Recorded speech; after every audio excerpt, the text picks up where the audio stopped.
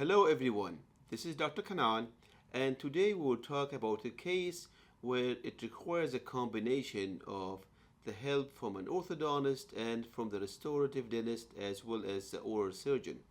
And I made this video not only for the general public but also for the specialist and general dentist, as it has a unique concept since it will offer a solution for patients with missing teeth and collapsed bite and or with severe overbites. So the case we will talk about today is for an adult patient who is 57 years old. He came with the chief complaint that he has a big overbite. You see how his top teeth are sticking out, and he wants to chew better. He doesn't have back teeth to chew on. He had braces before. You can see that they extracted the first premolars. Now he's missing, on top of the first premolars, he's missing two molars on the right side, upper right, one molar on the lower right, and then on the left side, same thing. He's missing the two molars and another molar right here. So the challenge in this case is, how can we move these teeth backward? So we have to kill two birds with one stone. In this case, we have a challenge in this case. And the challenge is, should we put the implants first or do the braces first? But if I do the braces first, I don't have support in the back teeth to push these front teeth backward. So I have to put the implant first. But if I put the implant first and then I run out of space, then we have a problem, because then we cannot move these teeth backward. So if we check the CAT scan for the posterior side, we see that he has acceptable bone. Actually, he has a good bone in width and in height. So the secret in these cases is how to coordinate between the doctor who is going to place the implants and the doctor who is going to restore these implants and the doctor who is going to make these teeth straight, which is myself, the orthodontist. So what I did a 3D digital planning that will help me as an orthodontist, and it will help his general dentist and the doctor who is going to place the implants. And as you can see here in this mold, the top layer is his current teeth position. The bottom one is where we want these teeth to be. So if the doctor happened to put the implant in this place, okay, then I won't have enough room to move these teeth backward. The patient wasted time, the patient wasted money, and then we did it in the wrong place. So we virtually, you can see here, we virtually place these implants in this desired future location. Then I made a template of this one before we move the teeth, and I sent it to his general dentist, and I told him I want the implants to be there. Now, there's this big question. A lot of doctors, they like to place the implants, wait for them to be healed, and then they want to restore these implants. We can restore them temporarily, but this will put my treatment behind. Like, I want to start the treatment, I want to start the orthodontic treatment as soon as possible so we can bring this front teeth backward. So when we decided with the doctor to check the quality of his bone, and if we reach more than 50 Newton, 40 to 50 Newton of primary stability, then we will restore these implants temporarily with something where I can put my braces, and then we will pull on these teeth from day one, which is not something very often we use, but with the advance of technology, we were able to implement this technique. So the patient got braces with me. Then, as you can see in these pictures, he got the braces and he got his implants done. Let me check, I want to tell you the exact date. So we started him September 2022, and then he got his implants on November 10th. And November 15th, I started moving the teeth backward. So he came to me. If we look here, this is how he came to me. Let me open this picture.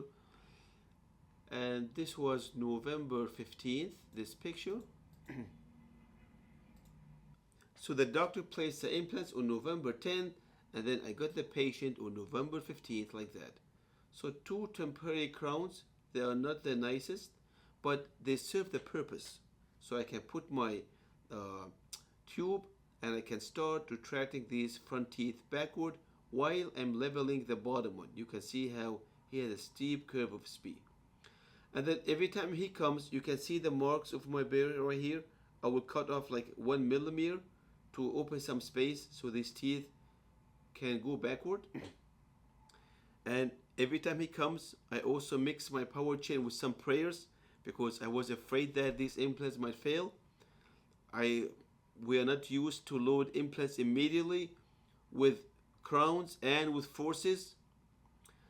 But initially I start to use a light power chain, and then as I got more confident that these implants are stable, they have good bone support, we start to use heavy chain to pull these teeth backward. So let me share with you the progress here in this case. Here are some x-rays. The implant looks excellent. You can see where I'm shaving right here on the top. That's a bottom implant.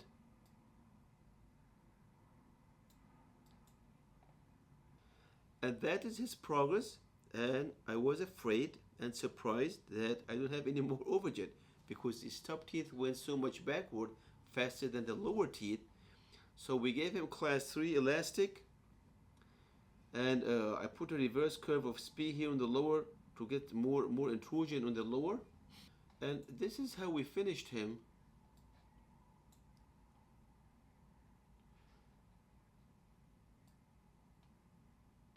I removed his braces, and then his dentist, he placed his final crowns.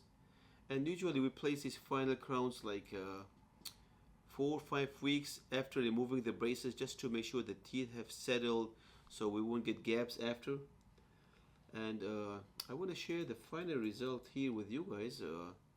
So I want to put the two scans side by side so you can see the results and what we have done on him. Let me see this one. Okay, excellent. So now look here. This is how we started him. That's how we finished him. Okay. Class 1 canine, class 1 molars. That's an implant. That's an implant. That's an implant here. Okay.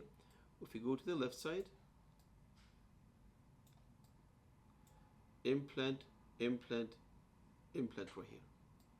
So we did 6 implants on him. Okay. But look how nice his overbite, his bite, even his profile has changed tremendously. So again, this is a case that will show you the importance of a proper coordination between different doctors if you want to get like an excellent outcome. It's not a typical case. It took us some time, and most of the time that we consumed was behind the scene. When we communicated with his doctor, I went physically to the doctor office. We have to meet, and then we picked where to place these future implants, and then we have to check how much we need to open his bite so the teeth can go backward. The patient was extremely happy. He keeps coming to us every 6 months. He just came today, and we took some following x-rays and pictures and some and other scans, which are right here. Everything is perfect. His dentist has to adjust his implant crown a little bit to equilibrate it, but beside of that, everybody's happy. I'm extremely happy. His doctor is extremely happy, and on top of that, the patient is extremely happy. And I think this is what we need to strive for, to make ourselves and our patients happy. I wish you learned something good in this video. If you have any questions, please email me. I will try my best to reply back. Thank you so much, and hopefully we'll see you soon in another complex case. Thank you.